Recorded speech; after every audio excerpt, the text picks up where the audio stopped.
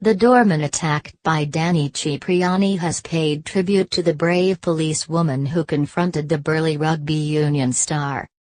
Grandfather Joaquim Pereira, 63, was assaulted by the enraged 6'1" in the England star and had his body camera snatched after a row over drinks.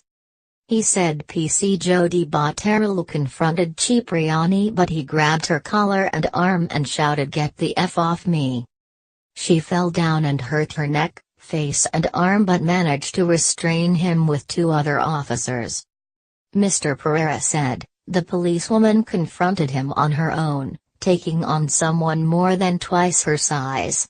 She is tiny, but incredibly brave and very courageous. That should be recognized. Cipriani, 30, was held for 2 nights after the incident, which began at 1 a.m. on Wednesday outside the Little Drift nightclub, part of the Royal Yacht Hotel where Mr. Pereira is head doorman. He said some of Cipriani's friends were refused entry, so he tried to take drinks from the club out to them. "I said, I'm sorry, you can't, it's against the rules," Mr. Pereira said. "I was just doing my job. I didn't know who he was. He had turned up earlier with about 20 rugby players. We have to think of our guests, so I only let 3 of them in because they were with a long-standing and respected customer." Mr. Pereira, 5 inches shorter than Cipriani, said the star became abusive, so he turned on his body camera. He said things I would not like to repeat. I told him I needed to turn my camera on because of his behavior. Then he sort of panicked.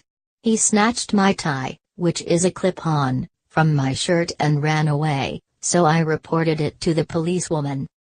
Cipriani, believed to earn £300,000 a year from Newside, Gloucester, was fined £500 for assaulting Mr. Pereira and £1,500 for resisting arrest at Jersey Magistrates Court. He was ordered to pay Miss Botterill £250 and will also have to compensate Mr. Pereira. He later issued a groveling public apology, writing, "I'm mortified that, earlier this week, I acted in a way that I hugely regret. I am truly sorry." Mr. Pereira added, "He never apologized to me. But there are no hard feelings. I'm sure he is not a bad guy."